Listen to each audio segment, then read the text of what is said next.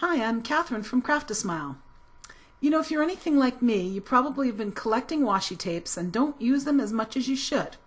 So today, I'd like to show you how to make this fun and fast washi tape card. I'm using some earth tones. I've got about a dozen here.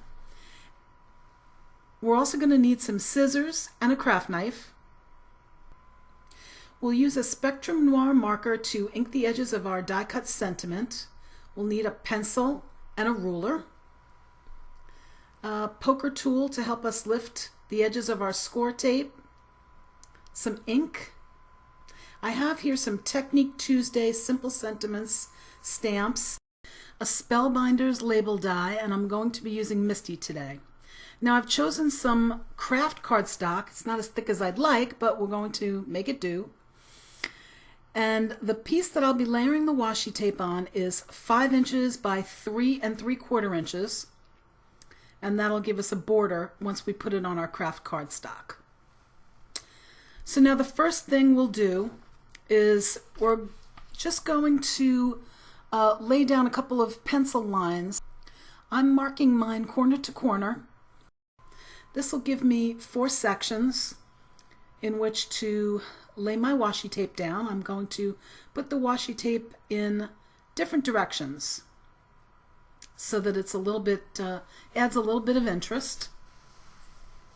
So I'll start along one of my lines, and I'll just make sure that I've got my first piece of tape exactly along the line, because that'll make it easier to lay down the rest of my tape.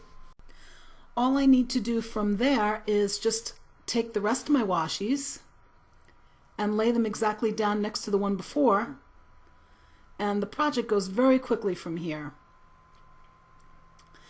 Now, what'll happen is, even though I've placed the tapes over the pencil line that I've drawn, because they are a little bit transparent, you can actually see the line through most of the tapes.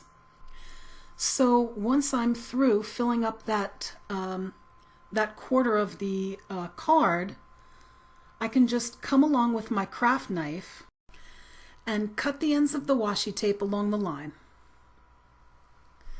So I'll be demonstrating that here in a second. I just have one more piece of washi to fill in the little corner,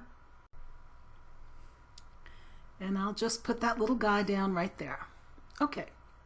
So now I'm going to use my ruler to make cutting a little bit easier. You don't have to use a ruler if you don't have a metal ruler, and you also could cut these ends using a scissor if you don't have a craft blade. But I find that the blade makes life a little bit easier. I just cut along where the line is and then remove the little bits on the end. And on the other side, I like to tuck the ends behind into the back, or you can choose to cut them even with the end of the card if you prefer. So I'll just keep pulling off the rest of those pieces that I've cut with my blade. And you'll notice that on the side of the card, where I've tucked it underneath in the back, there's a bit of a piece that sticks out. It's easy to get rid of this. I'm just going to use my paper snips and just clip that right off. So I'll begin laying down that second set of tape. I'm putting in the opposite direction of the first set, and of course I've sped up the video here a little bit.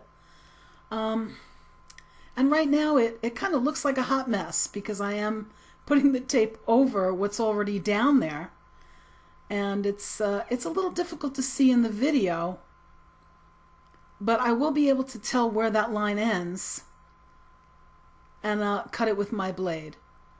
Now in that last little corner I put that piece of tape, but you know, keep in mind that you could even fill that in with a marker or a pencil. If you pick a color that's similar to the tape that's next to it, then when you fill it in with the color, it'll hardly even show. No one will even notice it. So now I'm beginning the third section, and again I'll go in the opposite direction of the one next to it, and I'll finish up that section and prepare to cut it with my blade. So here it is finished, and I'm prepared to mount it on my cardstock, on my card base. And I do have a bit of an obsession with the layers on my projects. I like a really good adhesion. I don't like it to be sticking up and look sloppy. So I use scor-tape, and I'm going to show you a little bit of a trick with the scor-tape. You guys may have other brands of this. Sometimes it's called Sukwang or Sticky Strip, sometimes called Redline tape. Whatever the name, it's pretty much the same stuff. The Redline tape has a plastic covering on it, and you can't just rip it the way I've done here. You have to cut it with a scissor.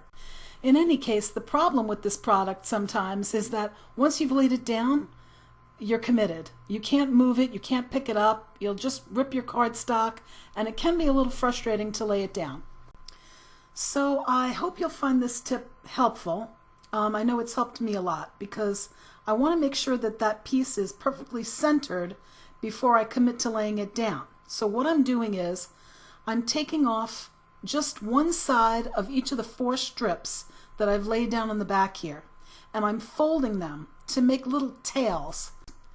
That will enable you to grab those little pieces once you've centered your piece on your card base. I'm going to put a little bit of regular snail just to help me out when I press it down, and you'll see that this one is not even, and I'm going to easily pick it up, and this time I'll stick it down for real. I just wanted to show you that you actually could move it. So now that I have it exactly where I want it, I'll pull out the little pieces of liner using the little tails that I left out, and now it'll be completely secured down, and you'll see that there's no gap whatsoever. It's completely flat. Now I'm using my MISTI. You can see I have stamped that sentiment once, and I'm stamping it again.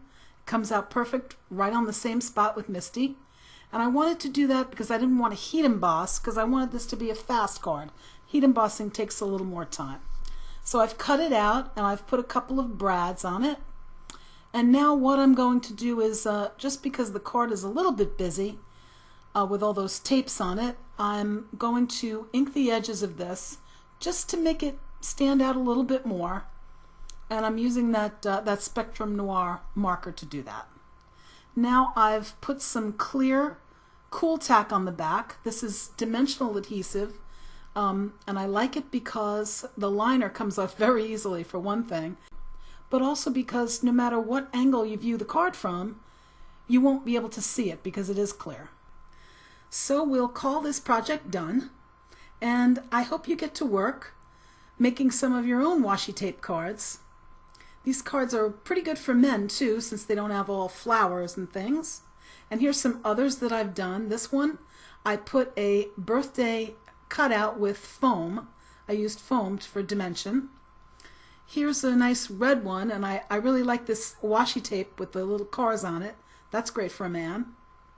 And then this one, of course, I did with all glitter tapes in the pink. So any lady I think would like to have that. So thanks for watching, and see you here next time.